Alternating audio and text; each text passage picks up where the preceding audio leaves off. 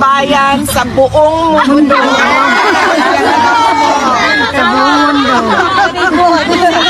Mga kababayan sa buong mundo, maraming salamat sa inyong pagpapakita ng pagmamahal kay dating Pangulong Rodrigo Duterte.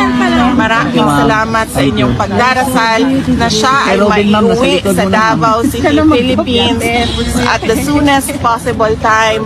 At maraming salamat sa inyong pagpapakita ng suporta para sa aming pamilya at sa aming pinagdadaanan ngayon.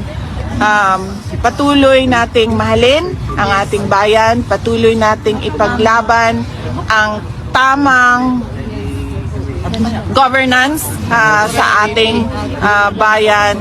At kayo ay mag-ingat kung saan man kayo naparte sa mundo at lagi kayong magdasal. May God bless you all. Thank you.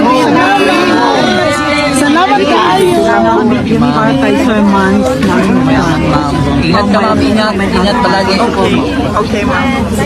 So, Ingat, Bitin. Ingat. Ma'am, lahat po, pila lang po lahat magpa-picture. Ayos.